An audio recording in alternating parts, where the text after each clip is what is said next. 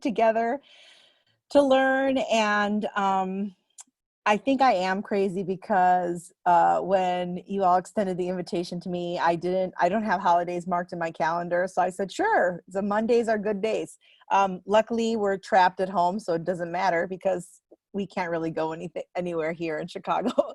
I have been looking forward to speaking with you about this because I think that it's a topic that is incredibly important to the future of Latina congregations. And I think that it's also something that we excel in as a Latina community. And I think that when we hear words like entrepreneurial, particular images come to mind or ideas that actually are sometimes not helpful for us as we think about our own role, our own culture, and our own communities. So I think this topic is just very strategic for this time that we find ourselves in, especially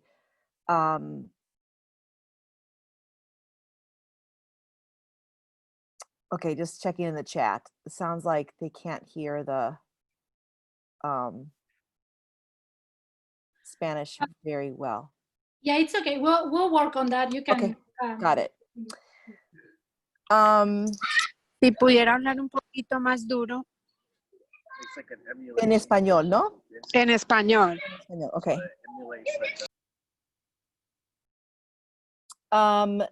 So anyway, so I think it's strategic. I think it's an important topic, and I think we are in an important time right now.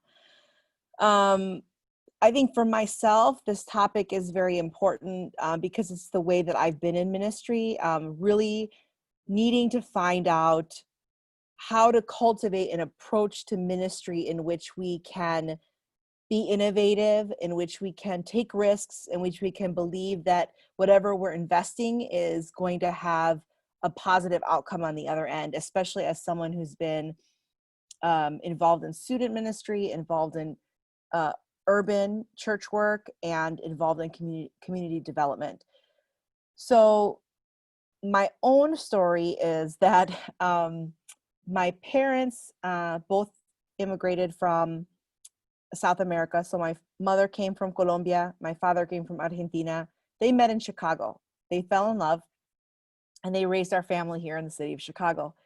And I never intended to be in ministry. I intended to be a famous singer, and I intended to have a career. In my generation would have been Gloria Estefan. In the next generation would have been the real Selena, the real one.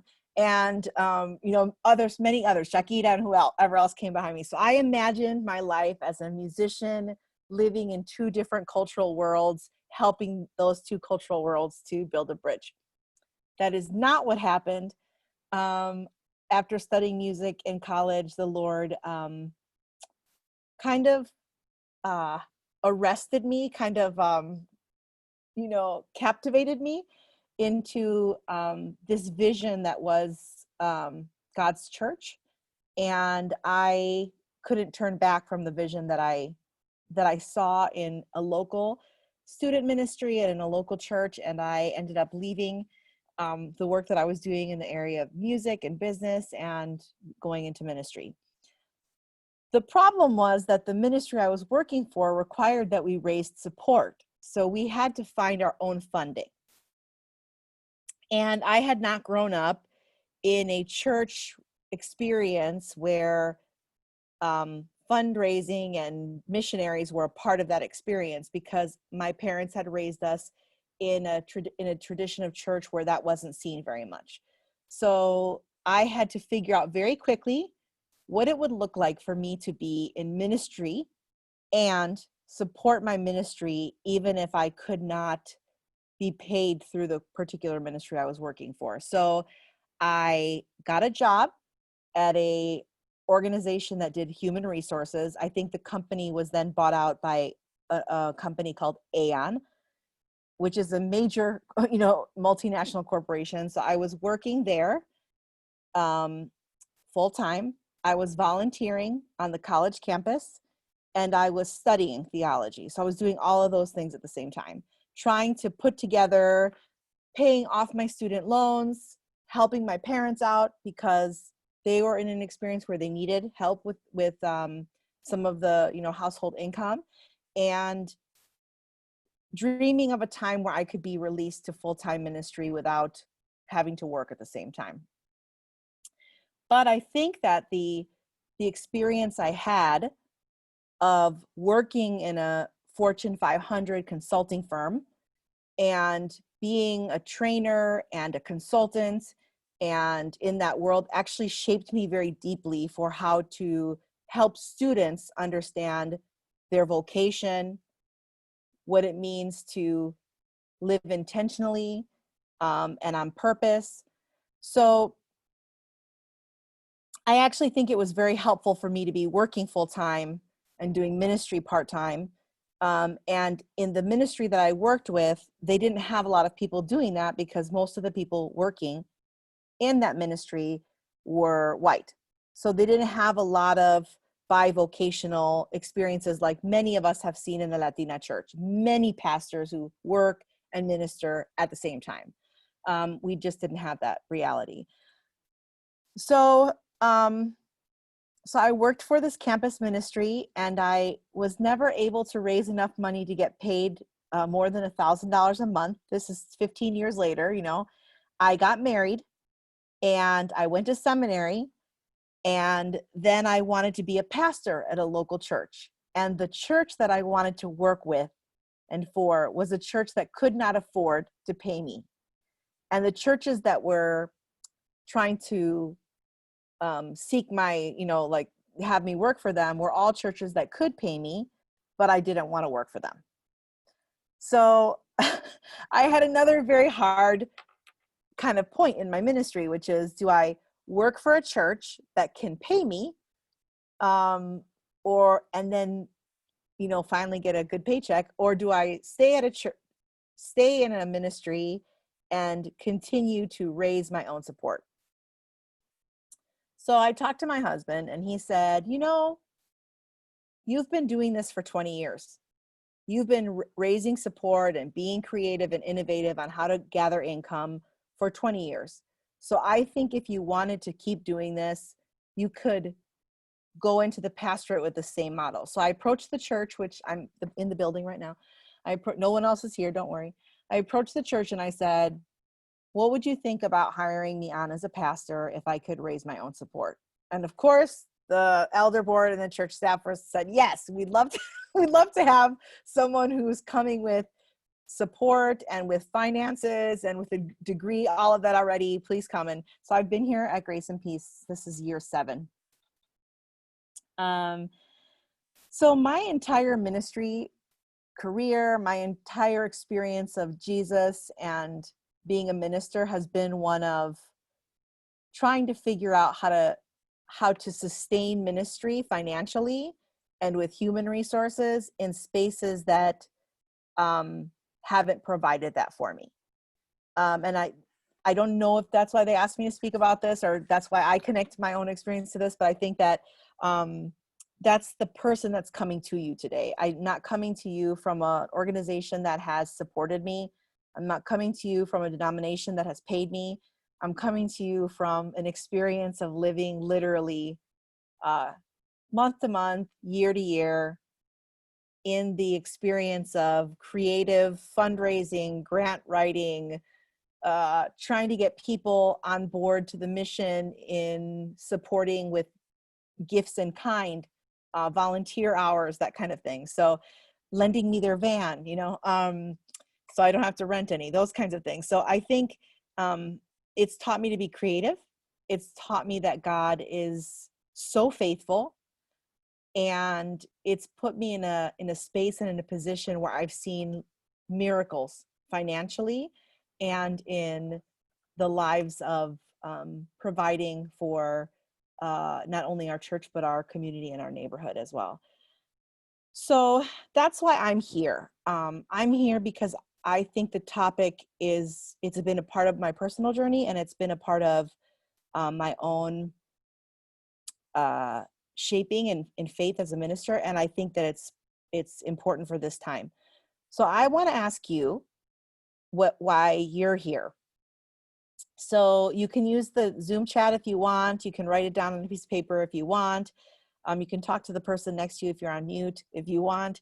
But I want to ask you to spend a minute or two, and I'll leave some silence, a minute or two. If I said to you today, I have a $5,000 matching grant to give to you, I want you to write down what you would do with that.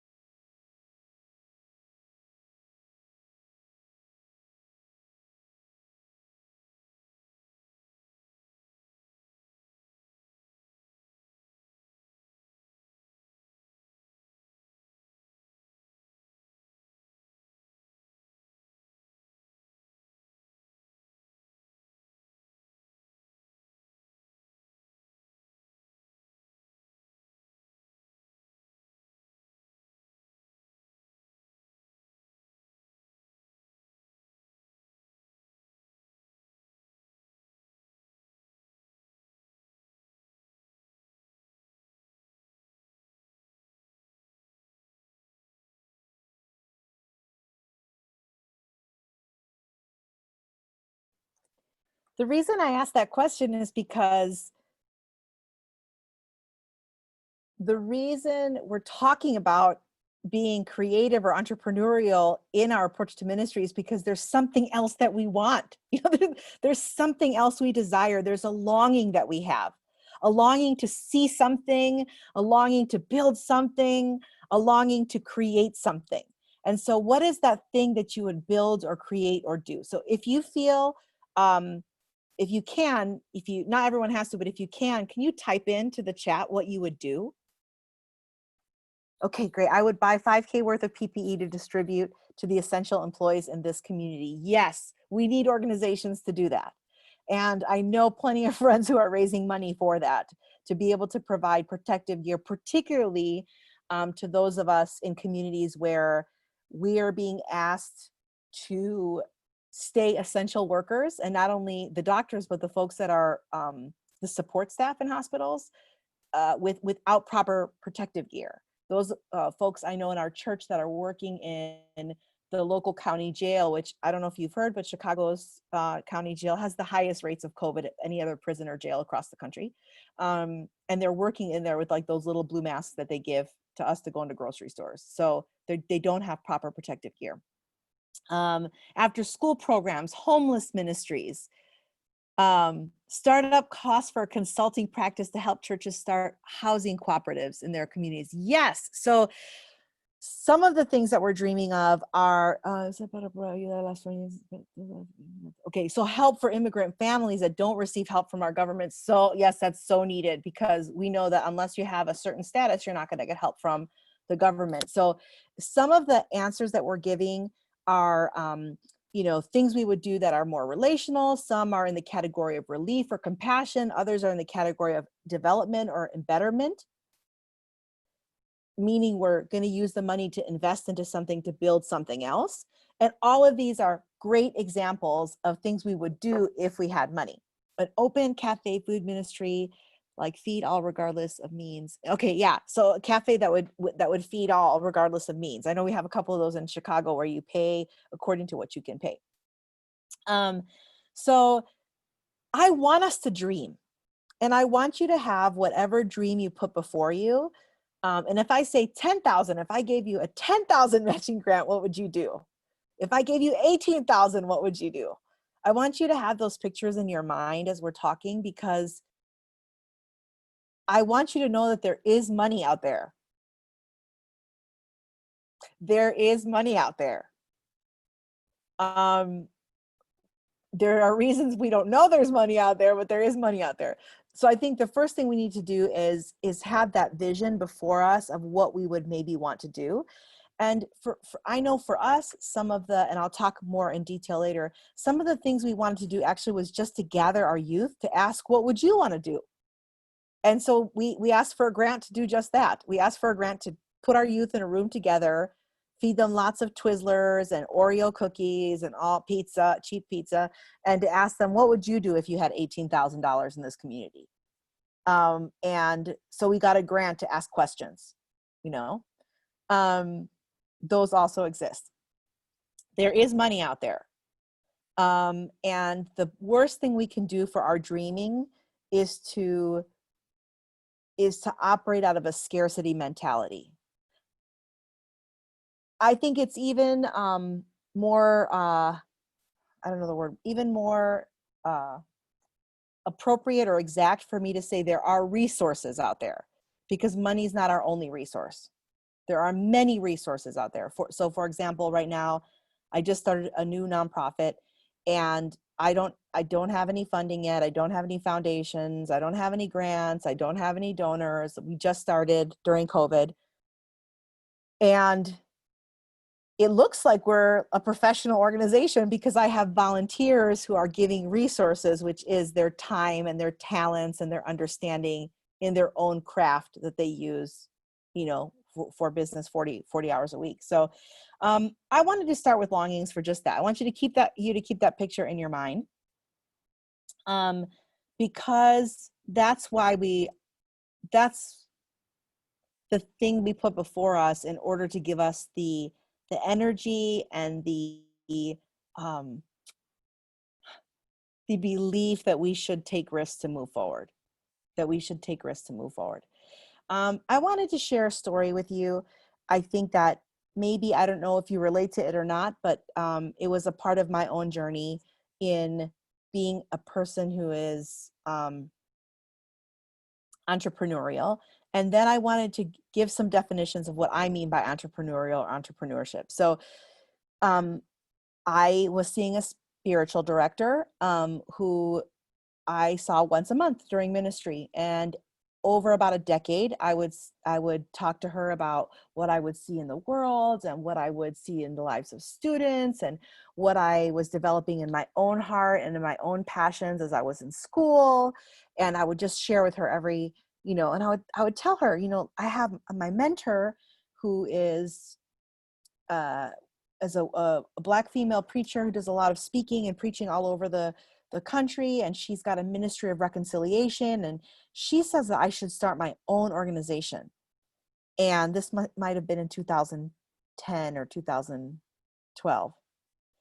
And she says I should start my own organization, but I don't really think I should start anything. I think things already exist. I just want to help out InterVarsity with what they're doing. And, you know, she just kind of listened. You know, a couple years later, we talked about it again. I said, you know, I met with that mentor again. She's living in a different state, but we hung out when I went to go visit her.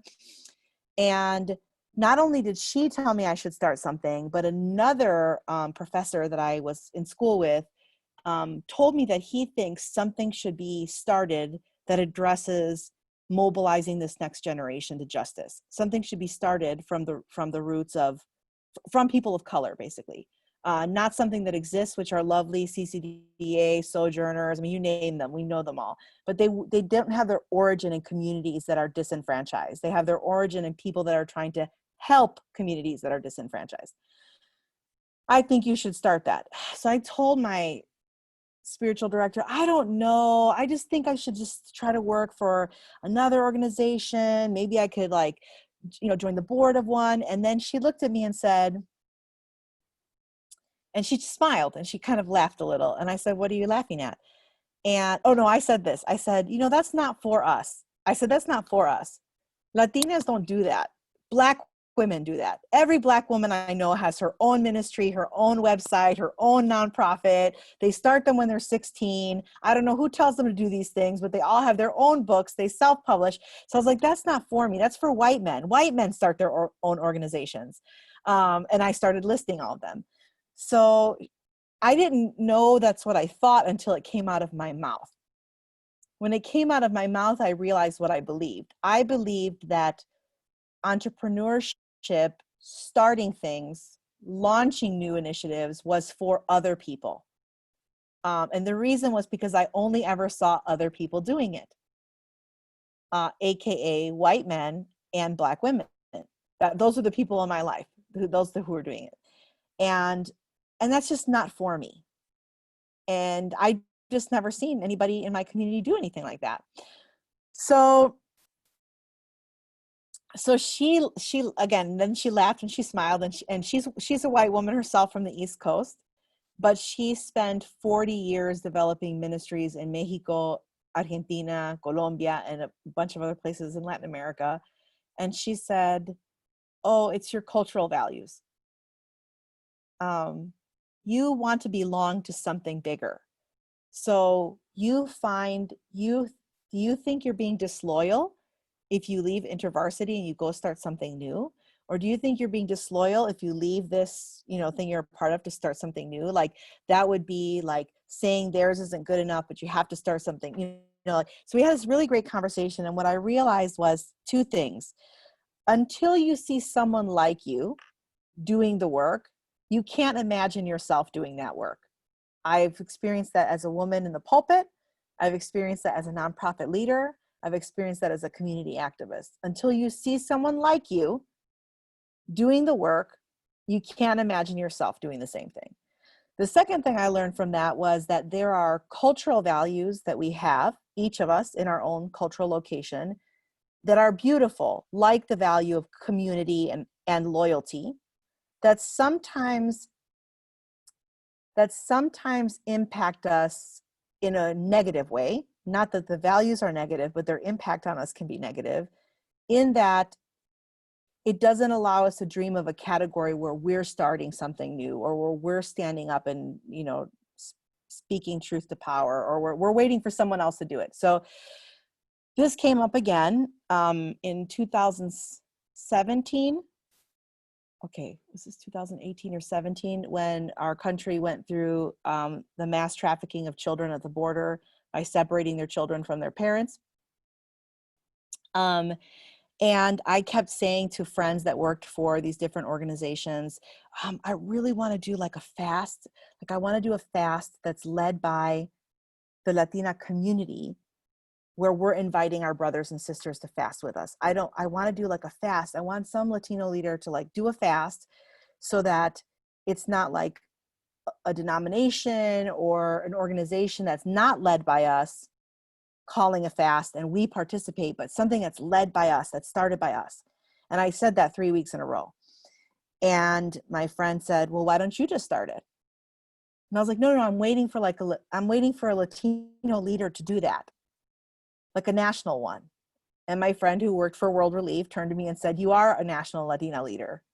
I was like, oh no, but I'm waiting for like another one. So again, I found myself kind of in this cycle, and I said, okay, I said, okay, I called Robert Chad Romero, I called Dr. Alexia Salvatierra, I called Sandy Ovalle, I called all the people that are, around me basically. And I said, do you guys want to call a fast together? And so they said, yeah, let's do it. So we just started fasting on Mondays, and we did a national kind of day of fasting that year, and we did it a year later to celebrate the anniversary.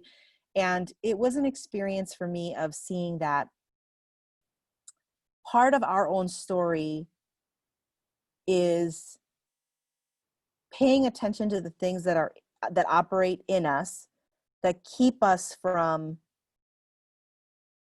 dreaming bigger dreams, and that keep us from taking the risks to build those dreams. So I share that as if it's helpful for you, great. If not, it's just therapeutic for me, that I find myself now in 2020, having started something because after a decade of my mentors and spiritual directors and friends and donors saying you should start your own thing, I finally started my own thing. I got here, but I didn't get here by myself, and I got here very reluctantly. So I want to define one thing, and then I want to ask what questions you guys have. You know, when words like entrepreneurship are used, we can feel lots of things. For some of us, we might feel like that's disconnected from us. Like, I don't know how that relates to what I'm doing. For some of us, it may scare us, like, oh, that feels like very risky to start something new, or to invest financially, or to invest time in a new endeavor. And I think it would be helpful to start or to define what I mean by it. So when I think of entrepreneurship, I think of it as a process of discovering new ways of combining resources. So it's a process of discovering new ways of combining all kinds of resources, whether it's people, human resources, financial resources, space, which we'll talk about a little bit later. Sometimes we don't have money, but we have space. Sometimes we don't have space or money, but we have gifts or talents that we offer. So entrepreneurship is the process of discovering how to combine those resources in a way that then makes the final product or vision bigger than it could have been with those resources separately. And that those resources combined actually create a greater impact on the community, a greater impact on the people, a greater impact financially, if you're running a small business. And entrepreneurial leaders are typically characterized by the taking of risks in the hopes of growth. So these are people that are taking risks in hopes of seeing this growth, seeing this new thing happen, seeing this dream come to be. These are leaders that not only take risks, but are resilient. So it means when something doesn't work, you try again. And if it doesn't work, you try again. These are leaders that are flexible. So if you try it one way the first time and it doesn't work, then you don't try it the same way again. You try it a different way. And these are leaders not only that are resilient and flexible, but these are leaders that are passionate. Because in order for someone to invest their time as a volunteer, or their money as a capital investor, or their space as a partner, they have to believe that you believe in what you're doing. So they could believe in what you're doing, but if they don't believe that you believe in what you're doing, they're not going to invest. So they're not going to be there for you. So I think that risk takers, resilient, flexible, and passionate. And I believe if you think about those categories, even if they're not true of you individually, I want to say, without having a lot of time to do that, but I want to say that our community actually is this way. So those words are descriptive of the Latina community historically, of the Latina church, which, yes, it's posted in the chat. It's in the history. Like, we have been a people that is risk-taking, resilient, flexible, and passionate. That's who we are. Even if you're not like that personally, you have to know that the community that you come from, these are mothers and fathers and aunts and uncles who walk through countries on foot to give their kids a better life. These are churches that plant without resources. These are businesses that start on the streets selling corn. These are first and second generation kids that put themselves through college.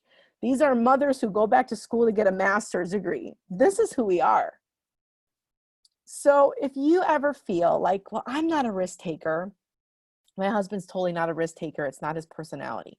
I'm not a risk taker. I've never had people say that I'm courageous or resilient or flexible or passionate. Then you can be comforted by knowing that you come from a people who are like that. And those people are your aunties and uncles and grandparents and congregants and friends.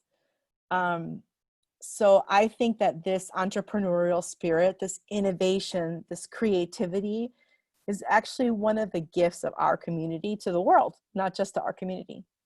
That can be found in so many books, but yes, definitely Robert Child Romito's book, Dr. Child Romito's book has 500 years of history of how we do this.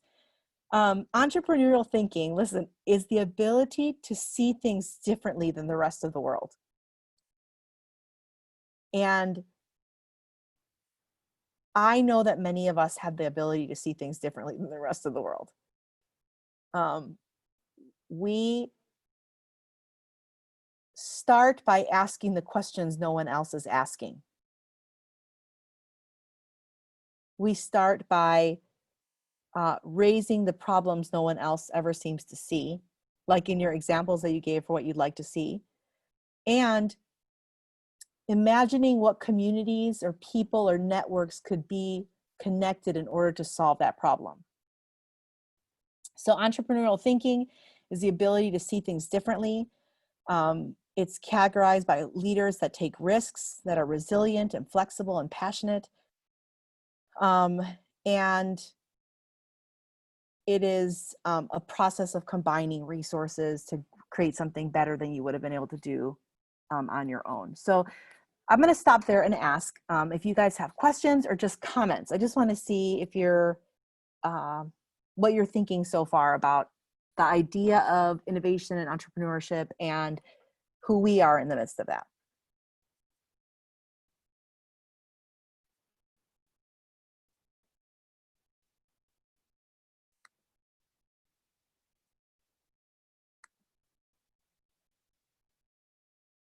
You can either unmute yourself and talk, or you can put it in the chat.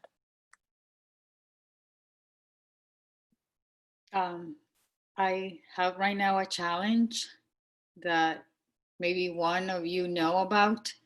I'm a congregational pastor, and I have all these abilities and passion and desire to get my church to be a community center in terms of getting all these people that are part of our community the help that they need. But my lead pastor is becoming a stumbling block to that desire of me pursuing these dreams. So how do I deal with that? Do I take the passenger seat? How can we that have the desire and have the vision of getting to the next level overcome these obstacles? Because the leaders of our church seem to be burdened with administrational burdens. And how can we maneuver when the lead pastor is the one that has all the power and you feel that you're being marginalized? So that's what I'm experiencing right now, and I don't know how to address this problem. And the congregation that I serve is telling me that this is something that they need, but no one had done anything about it.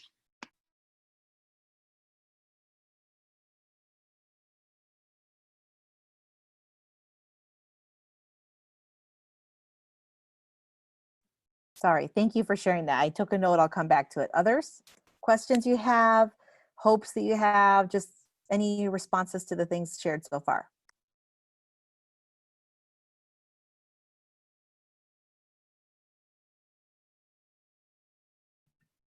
So, hi, Sandra, thank you so much for sharing with us about this very interesting topic and about your own experience in life. I really appreciate it. Thank you.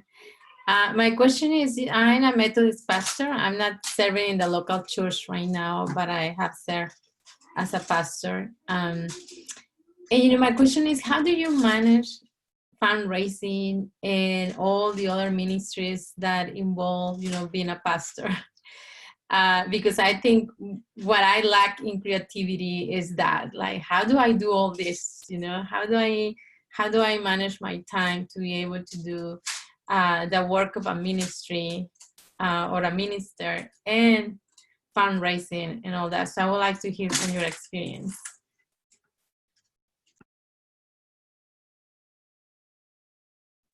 Okay, others? Ooh, yes, Edgar, I can't speak to that, but maybe Ismail could help me with that one. I'll let you take that one, brother. Well, let me. I invited you so you could. I know. I mean, that actually, it's very interesting because if you can explain to me a little bit more, I might be able to address. Because I don't know how fast that is, like the turnaround. I don't know how the system works as far as like how long you're in one place or how fast you can get moved if you get a heads up or. So let me go back to let me address the other two, and I can come back to that one with your help, Ismail. Other questions or thoughts?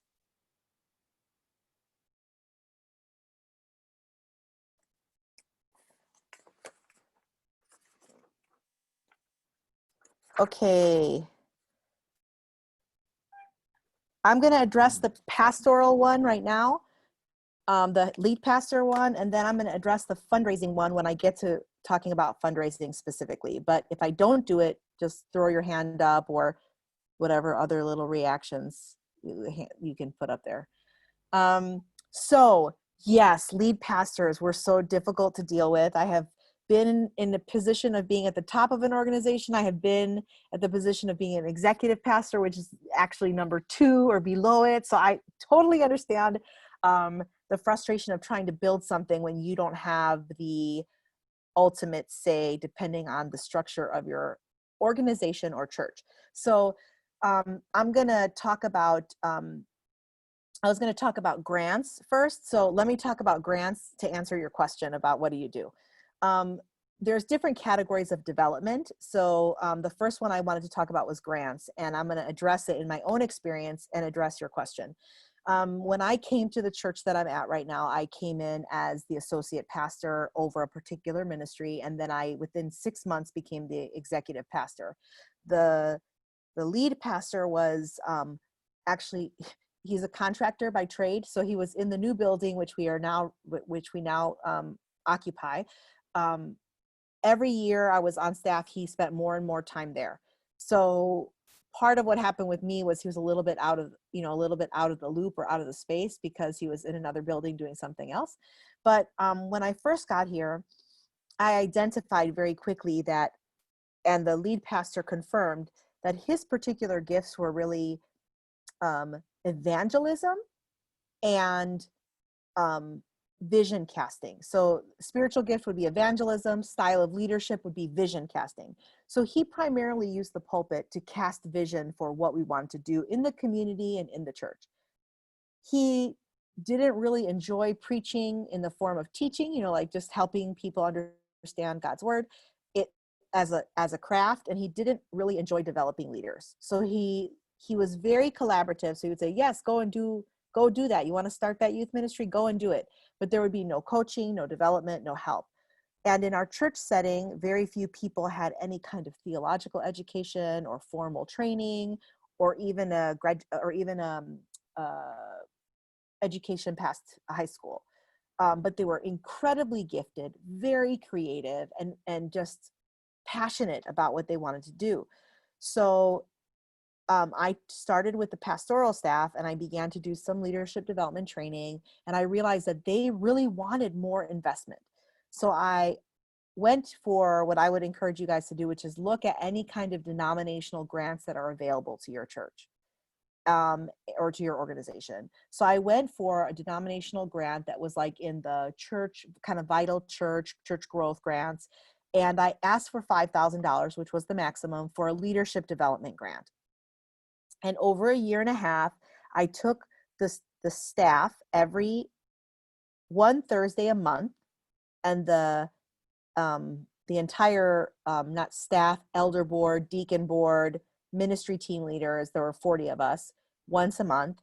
And I had 2 monthly meetings. One, I trained the staff, And I brought in people to teach us strengths finders, Myers-Briggs, Enneagram, spiritual gifts, everything, all of it.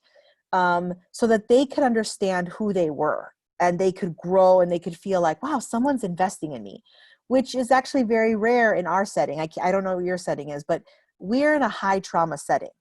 There are so many needs on the west side of Chicago. There are a Black community, immigrant community, Puerto Rican community. I mean, it's just so many needs. So I remember when I first said, what if we close the doors of the community center, which is it's a community center. We closed the door of the community center during the week, once a month on Thursday, and we just went somewhere. Like we went to North Park, we went to an office building someone would lend us, just off-site to talk for 4 hours and a lunch about who we are as leaders. And the pastor was like, no, we can't do that. There's too many needs. So I was like, okay. So I said, what if I could do something on site for 2 hours Thursday mornings? And instead of having a 1 hour staff meeting, we had a 2 hour training. And I began with that. So I would bring someone in to do like a guided prayer. I would have people read a chapter of a book, start small. And on the side, I was already applying for the grant. So I asked permission to do something. The pastor was like, no. I began to apply for the grant. The beginning processes. By the first 2 months of the staff meetings we had, the staff meeting trainings, the staff were like, oh, this is so helpful. Now I know why I do conflict that way. Oh my gosh, this is so helpful. And the environment of the office started changing. So one day in our meeting, because we had a weekly meeting, I said to the lead pastor, hey, well, what do you think about the times that we've been spending the last couple of months? And he said, actually, the staff, they really like it. I think they've become more productive. They seem to have a better like work experience.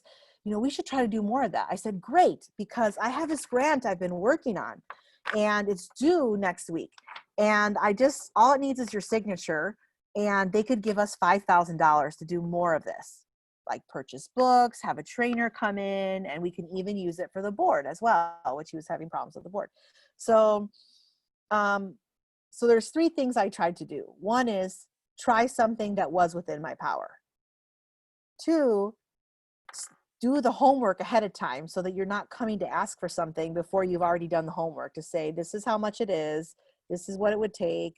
This is the plan I have over the next year and a half, and then 3, figure out what would be the benefit for them, which is he was having problems with the board, so that everyone wins. He fixes his problem with the board. We get money, which we could use for things, not only the things I wanted, but some things he wanted, so he could alter the plan. So we made a couple, changes, and then it was like good for him, good for us.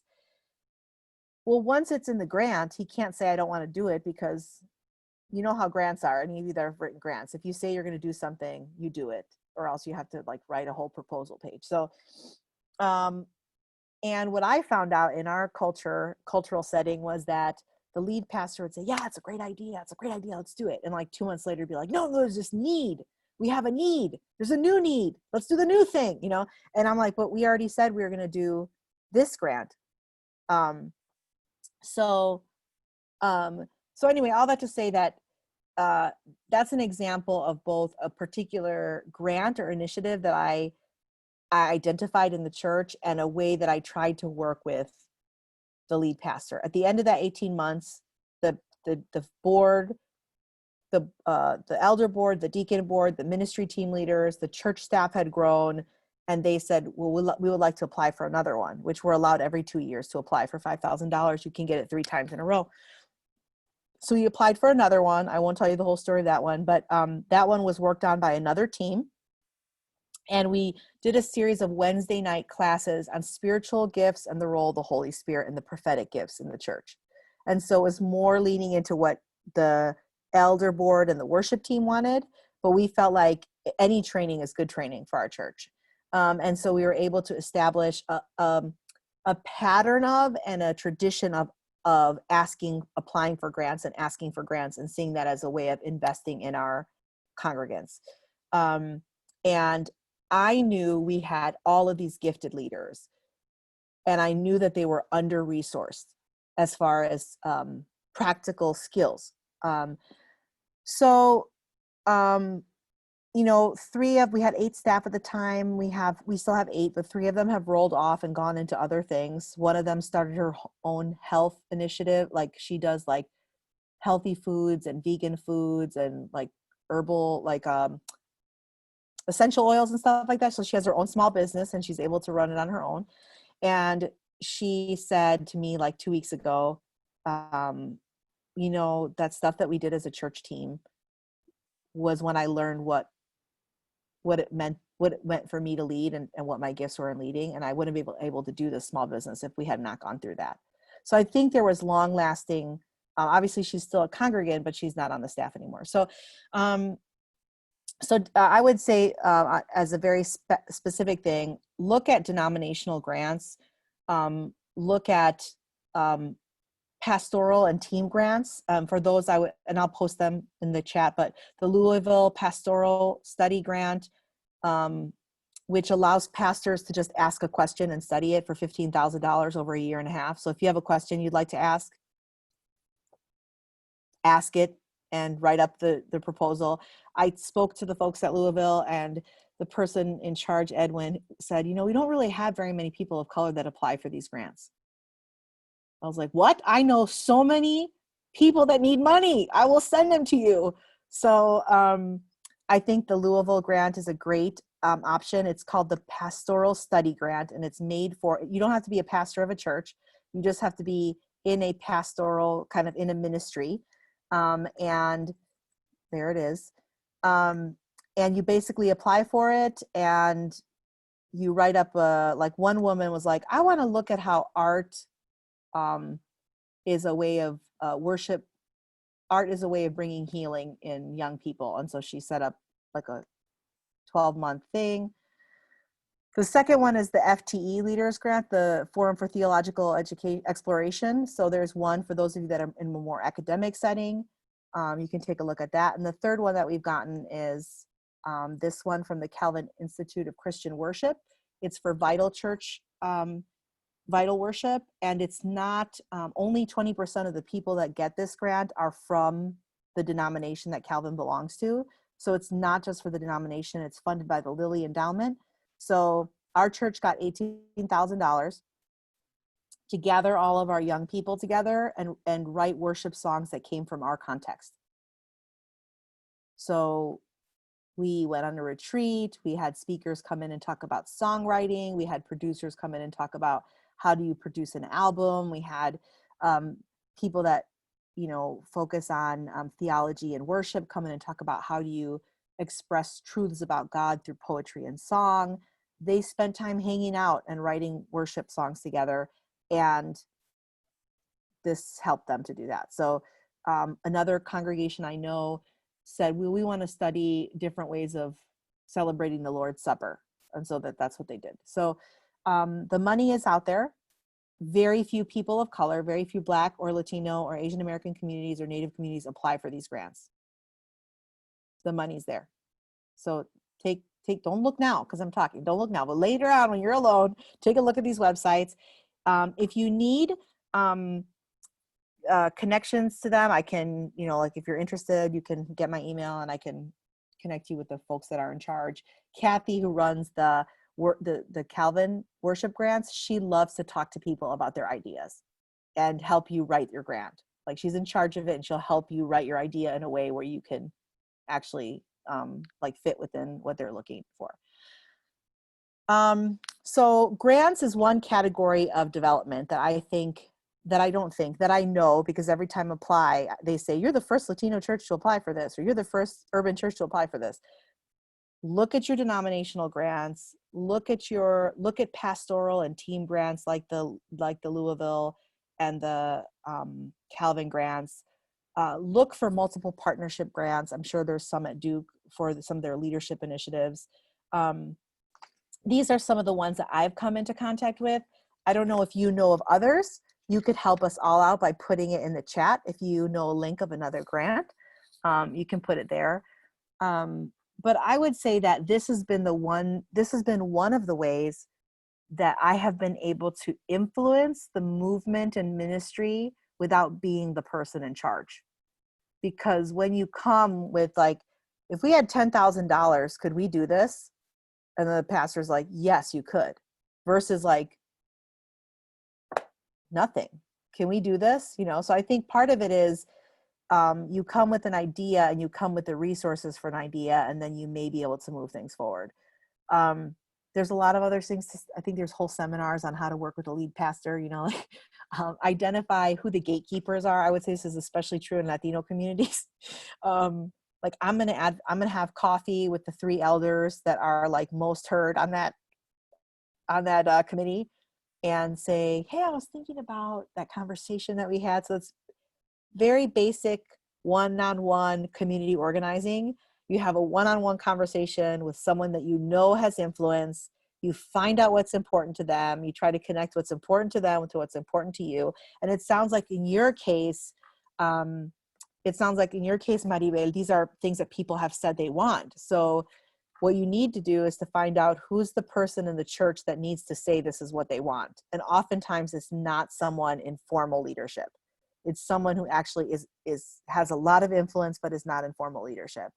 That if they were to tell the lead pastor, hey, people have been saying this is what we want, that would open a door for you to say, I've been hearing this is what people want.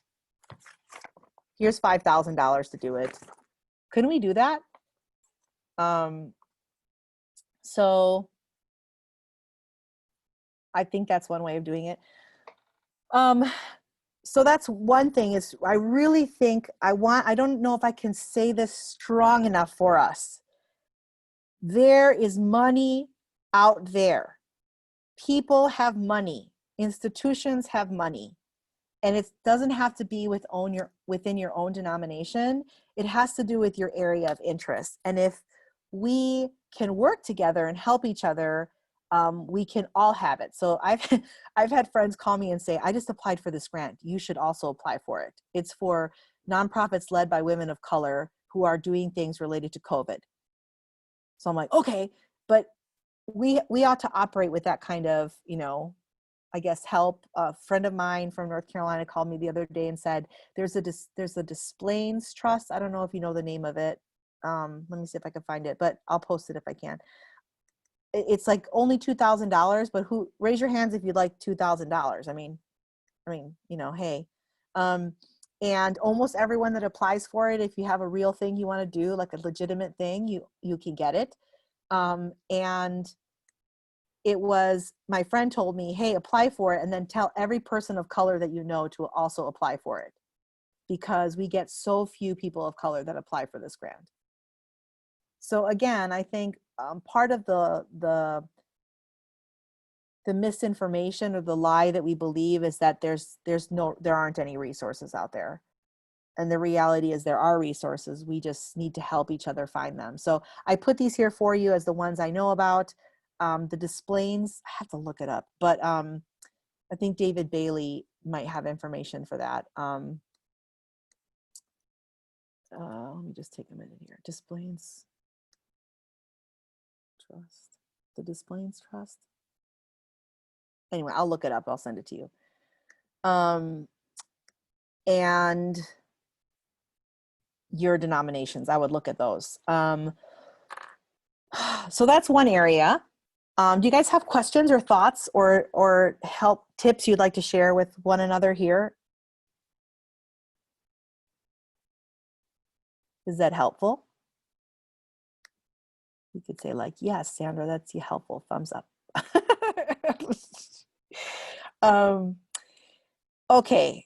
If you have more questions about it, you can call me. You can, find me on social media or email me later and ask me. But I really believe that I sent, like I told Edwin from Louisville, I was like, really? You don't have any Latinos that are applying for these things? It just seems so strange to me. And he said, well, how did you find out about it? I said, from a white friend. He said, oh, okay, there you go. So, so he said, yeah, if there are people interested in Chicago, I'll even, like this was pre-COVID, I'll fly to your church and do like a session for 5 or 6 of you like just to tell us about the grant. That's how desperate they are to get our voices and our projects in there, because what we offer is actually questions they're not asking, data they don't have access to, ideas that they've never thought of. And so it's to their benefit that we're in the circle with them. It's a mutual benefit. So thoughts, questions, other grants that you know of?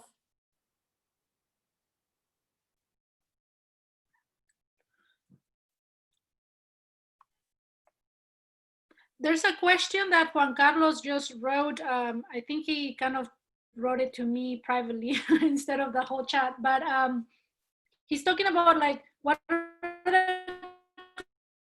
if you don't have a legal status to apply for grants like this or money available like this. Yes. Like you said, it's a hard, yeah. So yes, so we have many partners that we work with that don't have legal status. So that's why I talked about looking at applying for grants in what we would call multiple partnership grants. So it would be like a what is the word? Like a hosting institution. So let's say Grace and Peace, which does have, we're part of the Christian Reformed Church, so we have status. So we apply for a grant, and we're going to run an initiative, and we're going to do it with local churches, local Latina churches here. So we're going to have Pastor Luis from over here and Pastor Larry from over here, and we're going to gather all the churches to do the training together. We're going to hire people to do the food, and we're going to do that, pay them, people that do or don't have, status. So there's ways that I think that's where you're going to work with another church, because all the churches that we've worked with have had nonprofit status or a denomination, or they're a local small church, like more of like a 50-person small congregation that is independent, and we have brought them in on our own grant. So I would say looking to maybe even this group, like where do you already have friendships and natural relationships so that you can develop a partnership grant. And the name on the grant would be a particular institution, but it would say, and other local churches. And all of these grants that I mentioned are flexible like that. They're gonna allow for things like that. But that's a great question. Okay. Other questions, thoughts? Otherwise, I'll move on to the second one, and then I'll stop and ask you guys how you're feeling. So bivocational, the second category is bivocational pastor roles. So one of the most innovative and creative and self-sustaining things I've seen in ministry is the bivocational pastor role. We might think of that as just like a normal thing, but some communities are just coming to that realization that you can actually have a job outside of the pastoral role and also have a job as a pastor. And that it's not only like work that you have to do so that you get some money so you can do your real job, but it's actually the job itself and it's ministry itself. And I think part of that has to do with how we view vocation and how we view presence. So let me do that, and let me explain in the form of a story. Our youth pastor at our church, we don't have money to pay a youth pastor. So he said, I want to start a youth group or revive the youth group. And we said, awesome. So we went through the same process of we wanted to get some credentialing. We had to go through a specific process of credentialing in our denomination because he doesn't have seminary, accreditation. So we got him credentialed locally. We, went through the process with the elder board as far as like calling and kind of the being appointed by the church. We did all that kind of stuff, but there was going to be no paycheck, and there was going to be no funding towards what he was doing. There was only going to be the confirmation from the church that God has invited him into this role, and that he would have a leadership role and authority as the youth pastor, if that makes sense. And he worked in a local high school. And the role that he worked in the local high school was like judiciary. I don't know if you guys have those, but it's basically like people that get in trouble go through like the principal's office, and they get assigned like special things they have to do, or they have to stay after school. So he was actually working with the students in his school, which was a very high level school, high level achieving school, but the students in his school that were having behavioral problems, which was incredible and awesome, because usually when you find that children are choosing bad, making bad choices, it's because there's something more going on for them. There's something happening at home. There's a stress in their family. There's a financial burden, and teachers aren't always like that's. They have 30 kids in our high school. You know, our Chicago public schools are very full, so they're not going to always have access to the lives of the kids. They're just going to see the behavior, address the behavior, send them to the principal's office. Maybe they'll have a conversation with them after school if they're an invested teacher and they are going to stay after school. But all these kids ended up in the principal's office in front of a youth pastor. They didn't know he was a youth pastor. They just thought he was John Eric. But what happened was that he was able to build relationship with these students, to listen to their stories, and obviously he had to execute the punishment, but he was able to say, he got a lot going on. And so our youth group went from like 5 or 8 kids to like 30 kids over a 1-year period, almost all exclusively from that high school, because somebody was listening to them. And if you've seen the statistics on millennial and Gen Z, younger millennial and Gen Z, you'll know that one of the 6 markers of this generation is that they do not feel seen, which would explain to you why they're always taking pictures of themselves. They're not selfish. They actually feel lonely and unseen. So if children in a high school feel lonely and unseen, and the person that takes the time and whose job it is to do that in the office sees them, then it's an awesome opportunity to get them connected to a spiritual community who can help them move further. When John Eric left his job at that school, we saw diminishing attendance from, I don't know if that makes sense to you guys, but he then went to work at another high school, and another high performing high school, but his job there was different. It was like social media and tech, and I don't know what else he was doing. All sorts of random things. So he got connected to a couple of supporting some student groups that were more like leadership groups. And then on Wednesdays, when he would fill the van to come to the youth group on Wednesdays, the van was now filled with 10 students that were kind of creatives, some connected to Jesus, some not really interested in Jesus. They just wanted to be with their friends, but kind of creative leader types. So in that season of the youth group, what we ended up having was kind of, they did a lot of like, what do you call them? Like open mics for the community. I'll have to show you pictures. We had 200 to 300 kids like shoved in our community center, most of whom I had never seen before at church, listening to their peers, some from their faith experience, some not, sharing their loneliness, their burdens, their hopes, their desires, and connecting to a physical space that calls itself a church. And getting jobs in the summer at our summer program, and on and on and on. I can tell you those high school students are now 20, 21, 22, and they're like running all of our ministries. So if John Eric had not been in those high schools, you think like sitting around the church building would have gotten that kind of what is it called? Results? No. And even if he had what Young Life calls like contact hours on the high school campus, he would have been seen as an outsider to that place. So the best thing that ever could have happened to the youth ministry and now the young adult ministry, which you can look at Grace and at the Gap C is what it's called. You can look on our Instagram. You'll see it's like all young kids just involved. They're like run the merch tape. I don't even know what we didn't know what merch was until they all arrived. Like apparently we have to have t-shirts and hats for everything. So they have running the merch, they're running the tech, they're running the sound, they're leading worship, they're doing open, they're doing everything between the ages of now 16 and 22.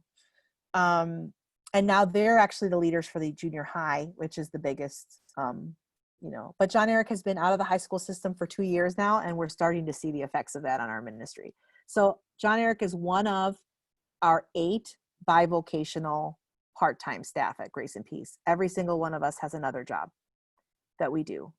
And I think that every one of the jobs that we do, whether it's working at a health food store or counseling at a school or speaking nationally on issues of justice, every single one of those jobs has contributed to the enrichment of the local church.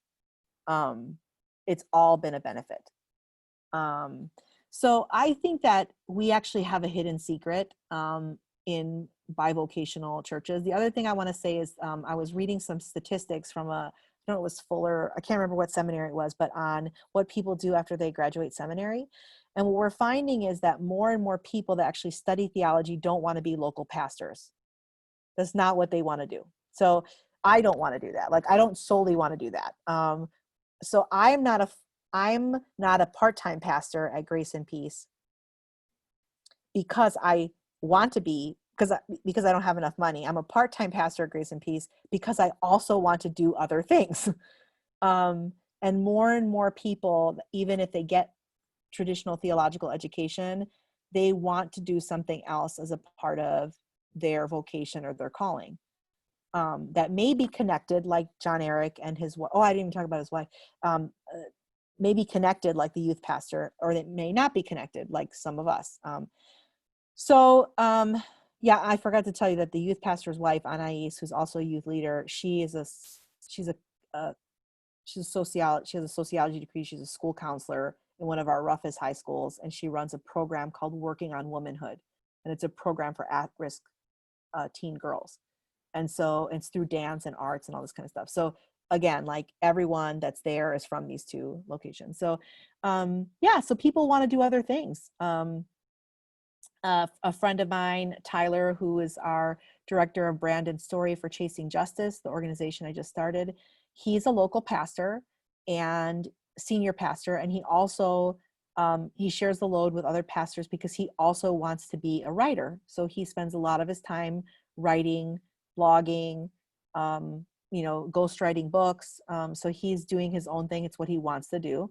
And his church, which is a traditionally kind of in the Baptist Black church kind of tradition, didn't understand a pastor who didn't want to be full-time. But he's 30. This is what he wants to do. This is your next gen pastor. So I think there's going to be more and more of that. And I believe that those of us that have the tradition of bivocational pastoring, I think it's to our benefit because we're going to see more of that. It also is a way of just thinking creatively. Another friend of mine, Jasmine, she's a nonprofit leader. So she has her own community center, and she teaches photography and arts as a way of telling story and equipping young Black and brown leaders in our community to actually develop a business of photography without going through formal education. And she does that, and she supplements that because, that doesn't make any money.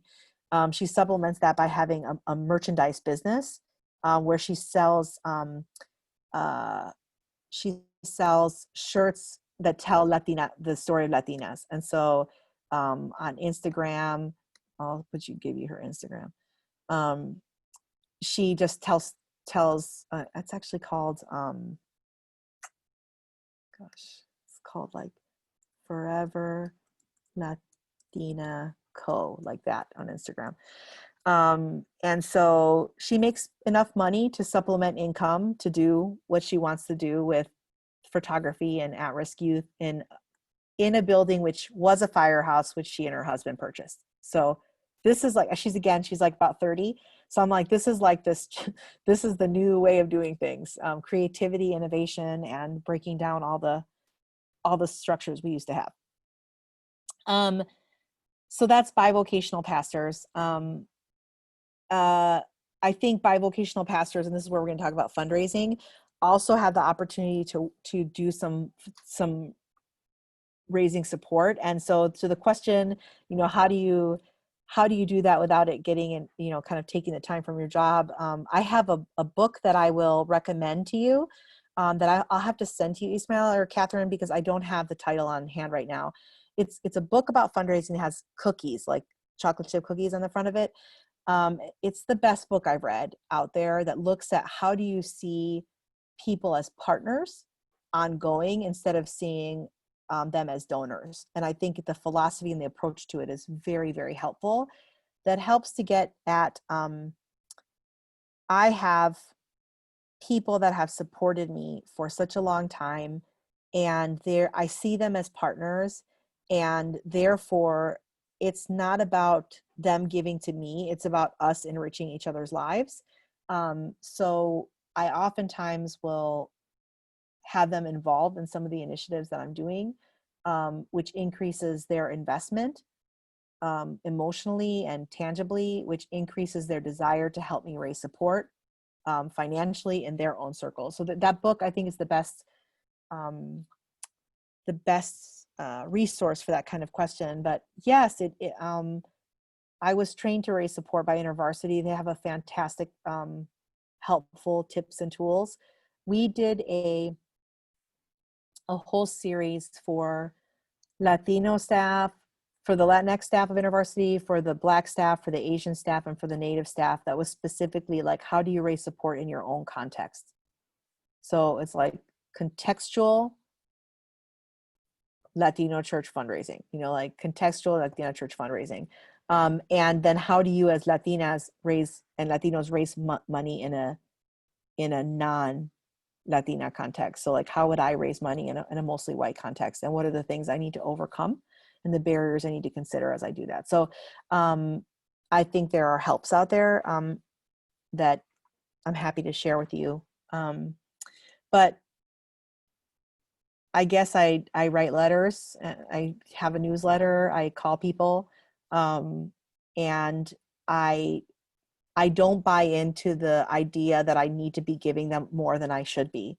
And I think that's also one of those cultural things. Like when I first started raising support, I felt like I had to go to everybody's birthday party, everybody's quince, everybody's wedding, everybody's graduation, because it was so relational. It's like, oh, they're my donor, I have to be there all the time. I was like, no, they're actually, it's a gift for them to be able to invest in what I'm doing, because they can't do what I'm doing. They're not in the places I'm at. So it's an extension of them to me, and the work that I'm doing is the blessing to them. So I don't need to be like in their space all the time. Apparently, our white counterparts at InterVarsity did not struggle with this in the same way that the Latina and Latino staff did, but we found out that was like a special thing that we had. We feel like we need to be at everybody's parties. So those are kind of some sources of income. I'm going to stop there because I'm going to talk about small businesses and nonprofits, but I want to stop there and to check in with you guys. So having talked about grants and having talked about raising support and bivocational roles, give me a word that describes what you're thinking right now. Just a word. So type it in the chat.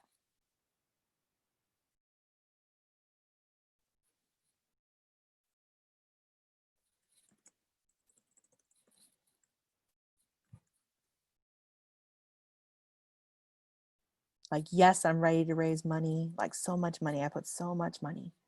That's my word.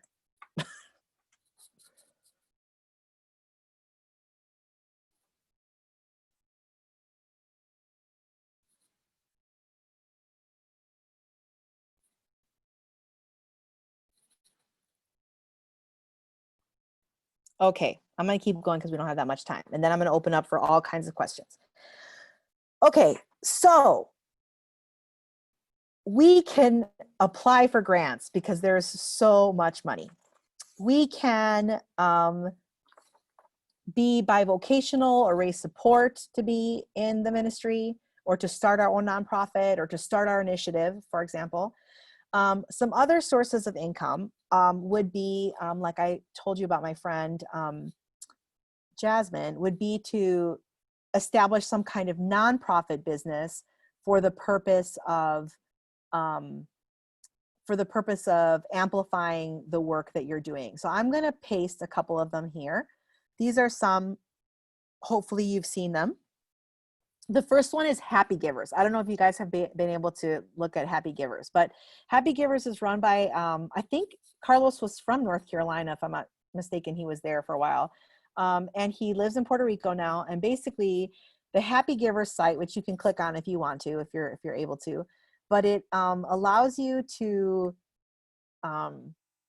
purchase merchandise that has like sayings on it. You know, it has like different kind of, you know, one of them says be kind, and the other one says that you know, has a Bible verse, and the other one says love thy neighbor, and it's like phone covers and t-shirts and hats. And so he does these fantastic t-shirts. I'm sure you've seen them. One of them says like love thy neighbor, love thy homeless neighbor, love thy Muslim neighbor, love thy black neighbor, love thy gay neighbor, love thy immigrant neighbor. So it's like message t-shirts.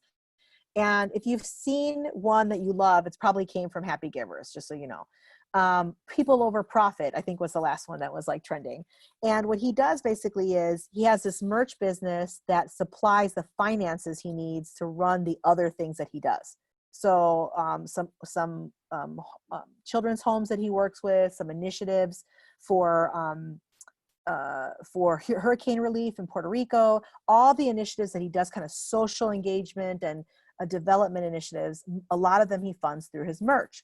And the merch not only, you know, obviously collects money, but it also amplifies the brand. So now it's like, oh, it kind of has a look, you know, so you know when you see the t-shirt, it's like, oh, that must be Happy Givers, you know. And then on top of that, now he does all these like webinars. You should take one of them, like webinars on like how to do your social media and how to start your own nonprofit, and you know, how to make money so you don't have to depend on other people, you know, that kind of thing. So he's got this fantastic, or they do have this fantastic thing going for them. I want to buy them all the time, but I have a budget, so I can't. So I'll give you that site so you can take a look at it and see, like, this is one way of doing it. They're also partnering with other organizations, like, for example, Common Hymnal, which is a group of worship leaders. They are now selling their own merchandise and their own song titles and sayings through Happy Givers, through partnership with them, because they have the mechanisms to do that. So that's one of them, kind of larger, strong following. I think they have a pretty big profit margin, you know, like they're doing really well.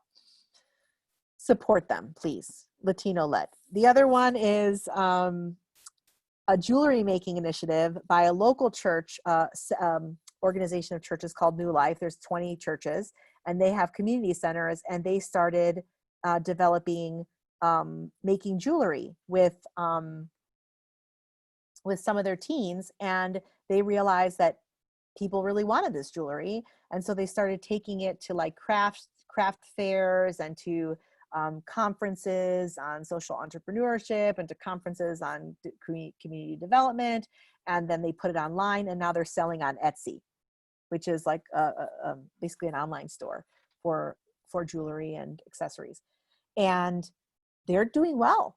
And so now these teenage girls are able to make money and save money and put them, you know, some of them are using that to go to college. Some of them are using that to start their own business. So these are actually teenagers who started their own, you know, their own business, small business. So that's another example I think you could take a look at. I showed you Jasmine's, and she's doing it through t-shirts and through storytelling. And she did a whole series of like 25 or 30 Latinas, and like, what does it mean to be Latina? And what's your Latina experience, which is different than someone else's? And what's the Afro-Latino experience? And so she did this great thing.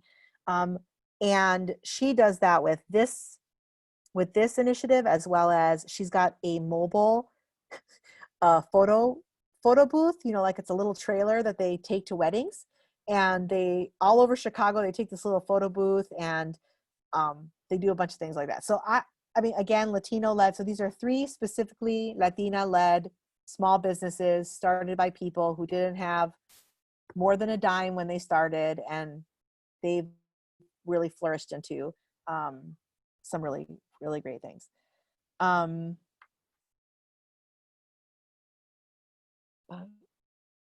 Okay, sorry, that's yours. Another thing I've seen a lot of people do, aside from starting their own nonprofit businesses where they sell things in order to make money to do other things, other initiatives, is I've seen people use Patreon. So I don't know if you've seen this, but a friend of mine, Austin Brown, she wanted to do this like interview show, and she's like, I don't have any money, like that's, you know, I'm like a starving artist. I mean, a writer at the time. Not sure, her book is doing really well, so she's okay now. And so she just did a thing like, hey, does anybody want to hear the perspective of people of color on issues of injustice, like led by a person of color? And she put it up on Patreon, and I think within like a month, within 4 to 6 weeks, she raised $60,000 because people were wanting to know that. I mean, if you're not as well known as she is, you might want to say, I want to raise $5,000 to help my immigrant congregants tell their own story, to help others advocate for or to raise resources for the immigrant community. So you might do something like that, and you host the Patreon for someone else. So I think it's actually a very accessible and common thing right now. And I don't see very many people in either the Asian American or Latina community doing this. And I'm not quite sure why that is, but everybody else is getting the money. So if you have a dream, whatever that dream was when we first started, just think to yourself, if I had $5,000 more dollars, what would I do? Now set up a Patreon and say, I would like to do this, and see what happens. Even the paletero in Chicago got like $90,000. Don't you guys? I don't know if you guys remember that much in his Patreon. So I think we can establish nonprofit businesses. We can raise support through either a donor base or Patreon. The last thing I want to stop with there is to say that one of the things that we can really do to help ourselves out in this journey is to admit that there are barriers we will have to overcome along the way. Without admitting those barriers, we will oftentimes shut down or be discouraged. So when I began to fundraise, I was told by InterVarsity, oh, it's really easy. You just call people you know, and then you ask them if they want to invest in the work that you're doing, and then they commit to it, and you keep adding to your investors. I said, that's really cool. The problem was that I did not have access to wealth. So if I sat down in an office and my friend, who was third generation white male Presbyterian, was calling all of his donors, his college friends, his parents' friends, and I was calling all my college friends, my parents' friends. You know, I didn't have a church, and we grew up in a church that did that, so I didn't have anyone to call. We could both make 20 phone calls, and he could have like, you know, $20,000 committed, and I could have like $200 committed, because we both did the work of making the calls, but who we were calling was a different group or community of people. So one of the things we need to realize is, one of the things that's helpful is to just name what's there.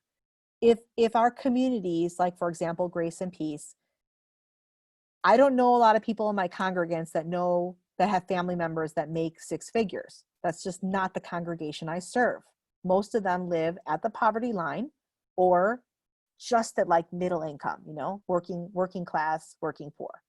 So when I say to them, we want to raise support for this, we want to raise money for this initiative at the for our young leaders, I still want them to invite people to give, because we don't want to take the invitation away from people. But if their tia can only give $5, then that's not going to get us to the goal that we want. I still think that Tia Carmen should give $5, because she has a right to invest in what we're doing. She has the privilege of investing. But when I call my husband's side of the family, I'm going to ask for 500, because that doesn't even make a dent in their bank account, because they're like multimillionaires, you know? So I'm going to say, could you give me 5,000? And they're going to say, could you give me 5? And both of those are important and equal gifts to what we're doing. But the reality is we've had to think creatively about how do we understand the access to wealth within our setting. And if we don't have access to wealth, do we have like 3 degrees from wealth? And can we get those people? So let me tell you how I do this. Every time we have a new immigrant mother in our church that needs something, like she's setting up a new apartment, it's school, it's like start of school, you got to buy all the uniforms.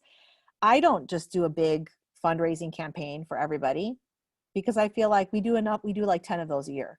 What I do is I call 3 of my alumni who have spent time in our neighborhood and I say, I need $2,000 for a month's rent and X, Y, and Z. Would you consider giving that? If they say to me, no, I can't, I say, awesome. Can you call some of your friends so that I can get $2,000 so I can take that off my plate because I don't have time to keep calling people. So they're already personally connected. They definitely have $2,000. So I'm not sure why they didn't give it. And I'm not letting them off the hook because they said they really cared about our neighborhood when they were here last year or the year before. So I think it's discipleship. I don't know about you guys. I just feel like, let me give myself a hands up here. Hold on. Yay. I think that's discipleship. That's allowing people that are in your networks who don't see needs because they're not close enough to them to participate in partnership with that need. I have to say that those that congregate at Grace and Peace, who are in the top, 1% of the world, they're consultants, they're professors. There aren't many of us, but they're there. Every time I've called and said, I need $500. I need 4 of you to give me $1,000. I need 3 of you to give me $800. Every single time they've given. Every time. And tell me if there's another need, Sandra, because if I don't show them the need, they're not going to know it's there. So I do think that we might have summer interns that came, college students that were once with us, a friend of a friend of a friend of a friend of a friend who has a place in their heart that once wrote on Facebook, what can I do about all these immigrant children? Like, you're like, oh, remember 3 months ago when you asked what you could do about those immigrant children? We have 3 of them now in our congregation and they need new bikes for the summer. So would you make them happy and give me $300 for those 3 bikes? Thank you. I think we just need to be bolder because they're going to say yes. And then you send them a lovely picture of the 3 kids with the bikes and say, please don't post this on Facebook or pat yourself on the back, but you just made these 3 kids happy. I'm just here to tell us that it is there. Okay. The other thing is people. So yes, we have barriers to access to wealth. The other thing is people of color are less likely to get funding from major foundations. I don't know if you saw that post that was out there. If not, you can look at my Instagram, but it is less likely that people of color will get funding from major foundations, even if the work that we're doing is like 10 times better. And there's all sorts of reasons for that. That's a truth. But it doesn't mean we can't access it. It means how we go about designing that ask might mean that you have one of your, like we do this all the time with my husband, poor guy. Or like send the bingo, he like puts on his suit and his like nice work pants, like nice work shoes. And he like goes with his white face and presents the thing and alongside of, our director. And we all know what's happening in the room. We all know that if she presents by herself, they're not going to give her the money. But if the white guy says this is a good thing, they're going to give her the money. We just know it. So hello, we just send them both. We lament that our system is racist and we just say, this is what is. Every time we've gotten the money. Thank you, Carl. So he really only wears his suits for that because he doesn't actually have to wear a suit for work. But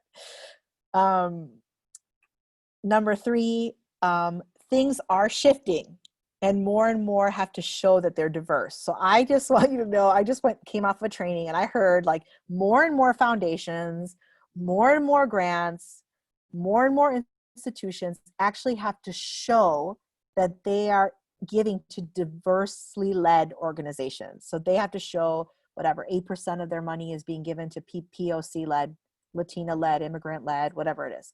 So we're in a shift is happening right now. And especially if you're younger and a person of color, like this is your time, like do it because they're looking for millennial leaders of color who are going to start their own nonprofit, and they want to feel like they gave money to that. So I think the Lilly Endowment is in that place right now. So I hope you're encouraged, because some people are going to be like, we need Latinos. Where are they? Where are the Latina leaders? We need to give some money. And you're going to be like, hey, here I am, I'm right here, you know, give to me. So be ready. The other thing I want to talk about is gifts in kind. Immigrant churches, we are the best at doing this. We may not have like a budget for a huge gala, for a fundraiser, but if you ask the ladies in your church to come and make arroz con gandules and tamales and whatever else, you're going to have a whole meal for about 70 to 100 people. So I don't know how they do it. They have like one bag of corn and all of a sudden there's like a whole meal for 70 to 100 people. But we did this a lot with student ministry. We raised a lot of money for different conferences by having the different groups, the youth group, the fellowship group, do different things. So gifts in kind. I think that's so, even though there's injustice in our access to wealth, even though we have less access as a community, even though people of color are not getting the major grant, the major foundation money, things are shifting, and we also have creativity in the way that we give of our resources. So those are the things I wanted to present to you. Grants, which I did, bivocational and bivocational pastoral roles and different sources of income.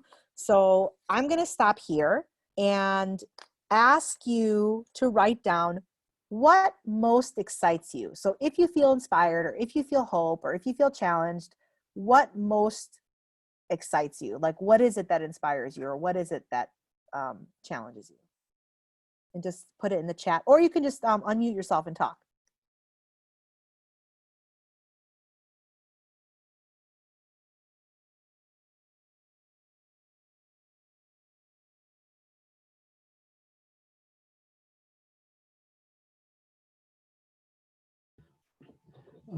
So something that I really appreciated that you shared at the very beginning, and now you are kind of putting together or confirming, is when you said, I wanted to try something within my own power. And now with the example that you gave of your husband, you know, attending these meetings with founders to get the funds for whatever project you are trying to do. So, I mean, what excites me is that sometimes we feel powerless because of what you said, you know, the racist systems and discrimination and I mean, and dehumanization that we often face. At the same time, I think it's helpful to also see that there are things that we can do, that are within our own power. And in doing that, we can open other doors, right? The other thing that I'm hearing in is the importance of having allies, right? Especially, I mean, white allies who have access to the places where people of color don't necessarily have access. So I'm excited to see some of our brothers and sisters here who are, I mean, from the Anglo community, because yeah, we need allies, right? And so I guess, yeah, that is my comment. At the same time, the question, right? That how do you identify, I guess, good allies? And the other thing is trying to also go back to what Edgar asked at the beginning, you know, about the nomination. Yeah, how to balance that where often, and you name it, like no matter what, people of color won't have the same access than the dominant culture. And in our case, well, some of those who are in this call who are Methodists, our denomination is still pretty white. So how to navigate that, right? In which we know that we won't have the same access, but how can we continue working within the denomination? And Edgar asked before, well, first about the itinerancy, right? That the itinerancy is, if you're an itinerant pastor, there's the possibility that they will be changing you. That's one. But the other one is, especially mainline denominations have this particular way to function, right? Where they have their own systems, their own grants, their own ways to access those grants and all that. And how to balance, I talk about support and accountability, right? We want the support, but we need the accountability. And I often hear, especially people of color in our denomination, who want to have that support, but they feel that they are just receiving the accountability piece. Or it happens the other way around too, because of what you said. Like, there are some leaders within the denomination that really want to change, that really want to support people of color. And in that desire, they just support without accountability. So I really think that it's very important to have a balance. And you mentioned how there are all these grants and all that. And the reality is that all these grants require a lot of accountability, right? I mean, since you write the grants, since you have reports to make and all that. So, but what I'm hearing is that you are not necessarily saying we don't need accountability, but we need both, right? We need both as a protection and as a way to do what we do. So anyway, yeah, does that make sense? I mean, how to balance support and accountability? Yeah, that's very helpful, Ismael. And I think the grants I mentioned are ones that I mentioned that I trust. So there's so many grants out there, but there are a lot of times where people want to give you money, or even donors. They'd like want to give you money with what is it called? Like with strings, money with strings. That's also what the article said. People of color are less likely to get money from foundations and more likely to get strings attached to them. So even if they give us the money, they're like, prove to me that the grades are, prove to me that the kids are, prove to me. So I think there's a difference between accountability and metrics that are unhelpful for our communities. So I gave you grants that I think you could apply, that they hold you accountable. They're also flexible. Like, for example, I'm in the middle of my Louisville grant and COVID. So I was supposed to be in Africa the entire month of April doing some research. Clearly it's not happening. They're like, okay, let's be flexible. But even before that, I was like, this doesn't make sense for us. Can we do this? Our Calvin grant, we tried to go on a retreat with our church 4 times, but so many of our young people work full-time, like all weekend they work. So we couldn't find a time. So we had to keep pushing it for like a year past the grant. And we told them, this is why. And they were like, no problem. We realize we haven't had this with another grant, but we realize that your context is different. We will extend your, time. So they didn't just say, oh yeah, go use the money for whatever, but they did flex a lot for us, because the grant is intended to be for you to learn, not for them to say, look at this results that we got. So I think whenever you find donors, this is what I would say about allies. If you find yourself working with a partner church or a denominational leader, or I don't know, a donor who wants to have strings attached to their money, not accountability, but strings, and you've talked to other people and you feel like this is like unnecessary, unfair, and it's belittling, I would just say walk away from the money. Jesus is not in that. There's other money to be had. Like, you don't need to prove your worth to anyone. You don't need to prove that your kids matter. You don't need to prove that the elderly in your church are important. There's too much stress in your life.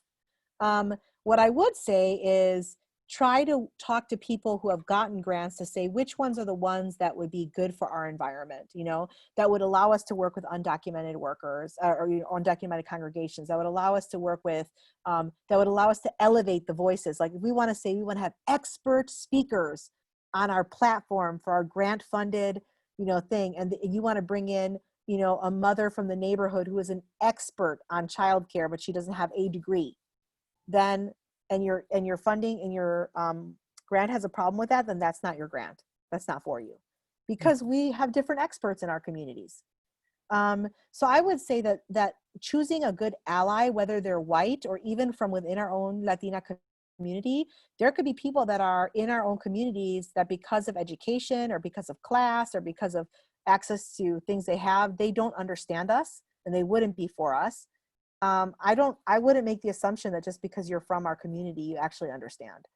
There are plenty of Latinos and Latinas that I've said, no, this is not your space for you. If you can't respect that my staff without a degree have something to offer you, this is not a table for you to be at. Because I'm not willing to put my staff through that. They already feel belittled by the world around them. I don't need you to come and belittle them. So I'm not opposed to education. Obviously, I'm getting a doctorate, so I'm not opposed to it. But I do think that it's not just white supremacy doesn't only show up in whiteness, it shows up in classism. And I think we need to be careful of just how we choose allies need to make sense for us. And then to trust that God's going to do what God's going to do, even if it's not the way that we thought. People in our denomination, I don't know how often you all can be moved from church to church, but I think that I find that every place I go, no matter what label people want to put on it, there's always a remnant within that community that wants to see God's kingdom flourishing.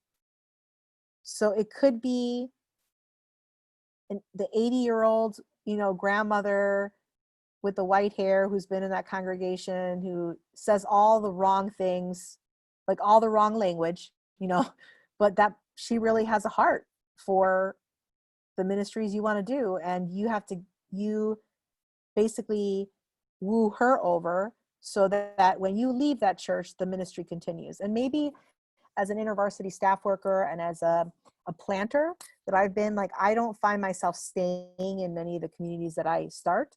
So I'm used to planting a seed, a thought, an idea in a college student's head at 18. And then I run into them when they're 35 and they're like on Facebook and I'm like, oh my gosh, look at their life.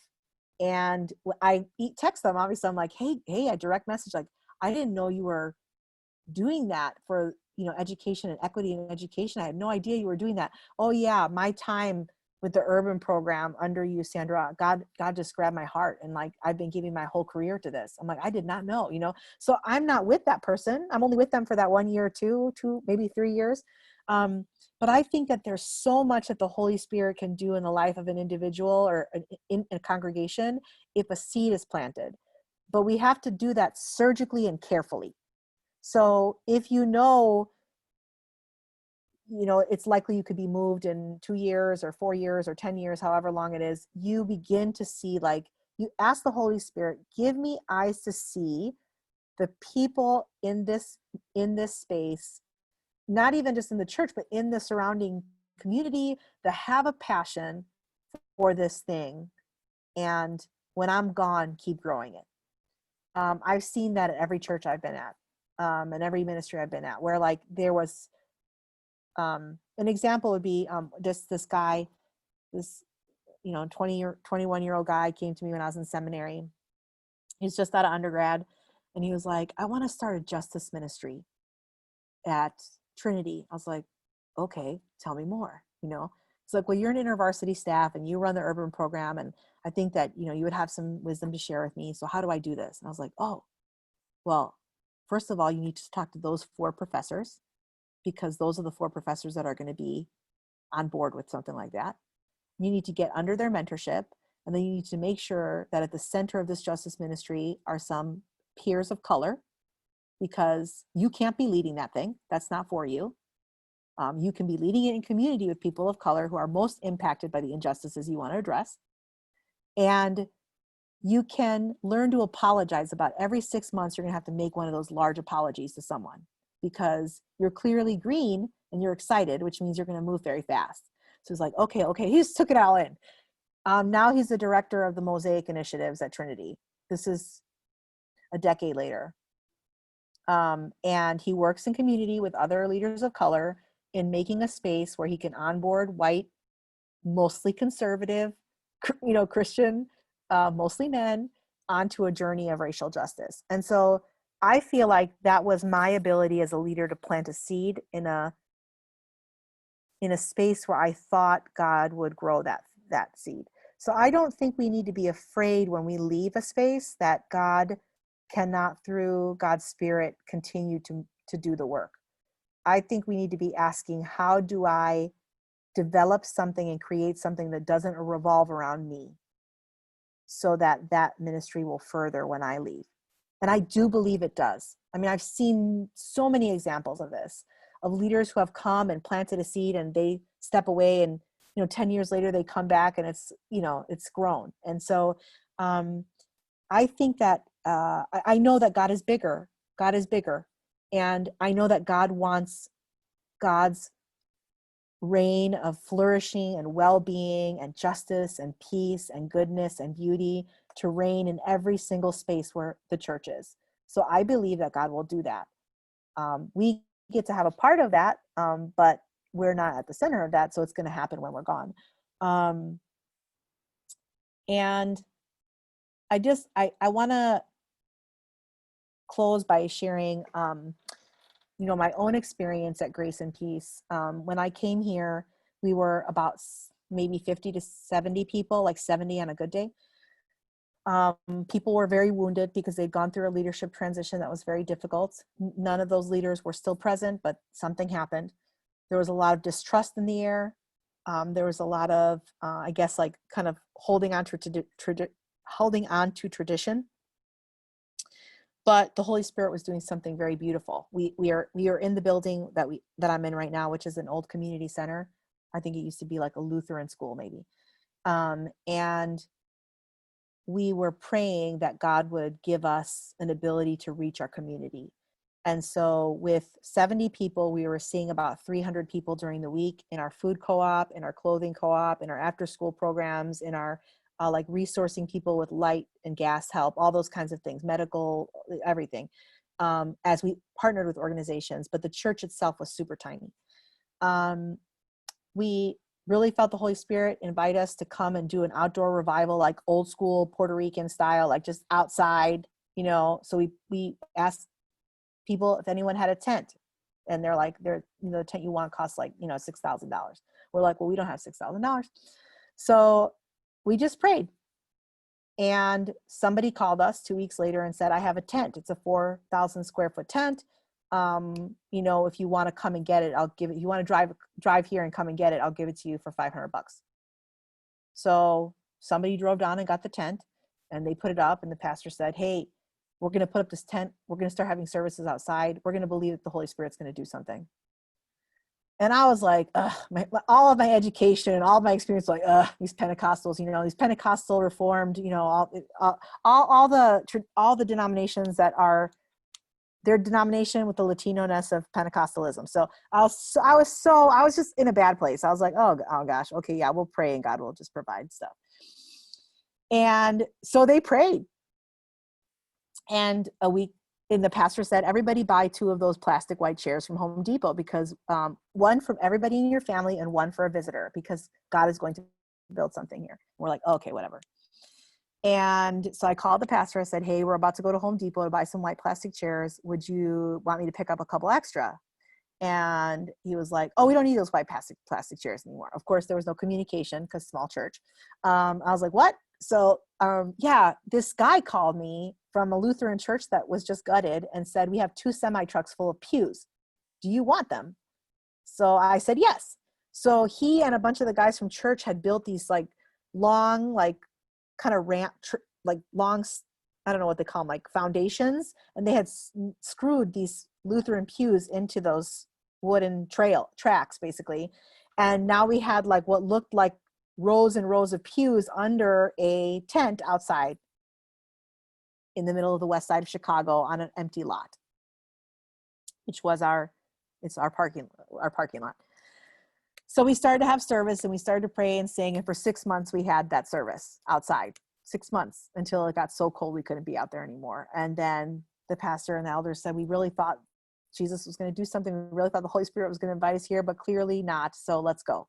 But we met all these neighbors, and we started all these great initiatives, and we made all these great relationships, and we told them, we're so sorry. We thought the Holy Spirit had invited us to come, but clearly it's not time. So we folded up the tent, folded up the 2,000 square foot children's tent somebody had given us, and went back. 2 years later, we said, it's time to have a 24-hour prayer meeting. We're going to have 24-hour prayer for a week. We're going to pray, worship, and witness in the neighborhood for 24 hours for 7 days straight. For all of you guys that don't know, our neighborhood is incredibly dangerous. So we still did it. After that week, we went 2 weeks. After that week, we went 3 weeks. We had 2 months in that tent outside of the factory that we now are in. At the end of the 2 months, the Holy Spirit told one of the elders to build a wall. Just build one wall. So they went to Home Depot, they bought some drywall, they put up a wall. And we've been in construction for 3.5 years. So we own a 4-story factory, old paint factory building. We are a congregation of 200 low income, mostly members. We don't have resources to massive grants. What we have is people who are willing to do what is within their power to take one step forward, make one call to someone they know.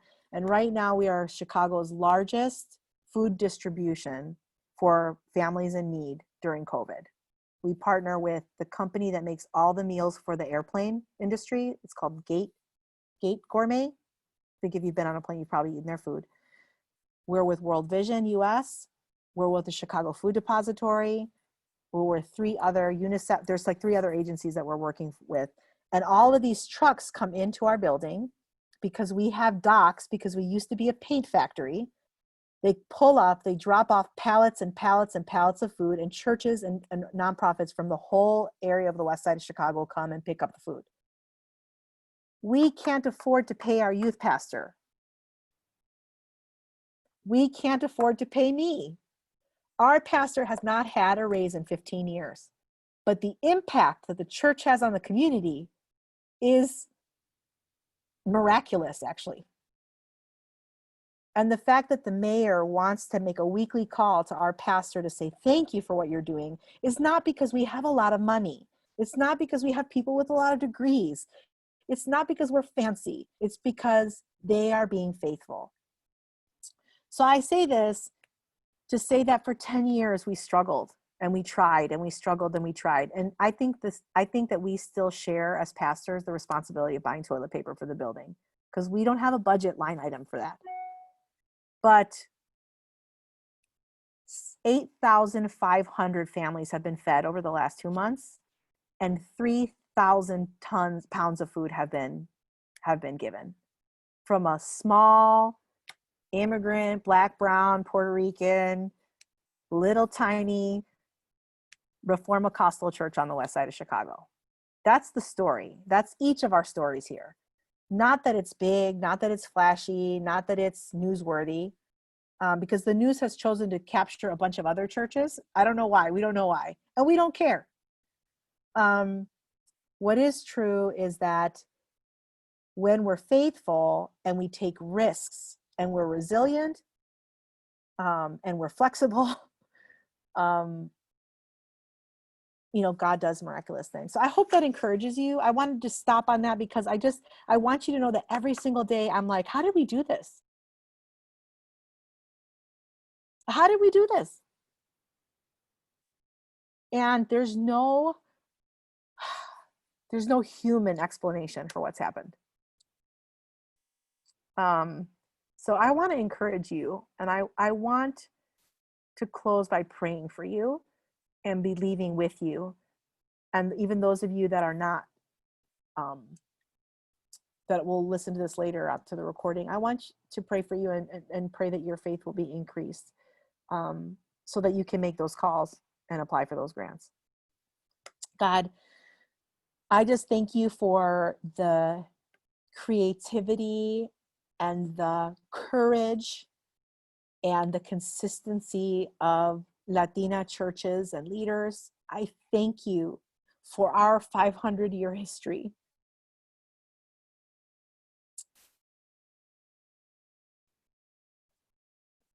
That no matter what tries to stop us or silence us or discourage us or oppress us, that you have always by your Spirit given us the ability to rise above that.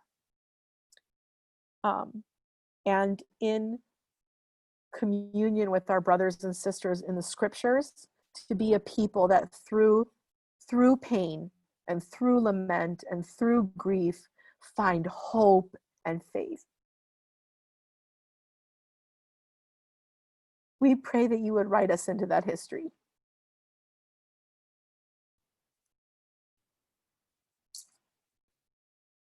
For your glory's sake. In Jesus' name, amen. Thank you, Sandra, so much for that and for this prayer. It's touched each one of our hearts. Thank you for taking the time to be here with us tonight. Thank you, everybody, for attending this webinar. Like I said, we hope to see you on June 23rd. That's our next one, 22nd. We'll be sending more information about that expected on your email. So have a good evening. Thank you all. God bless you. God bless you. God bless you. Thank you. Thank you so much, Sandra, for all you do. Thank you. Yes.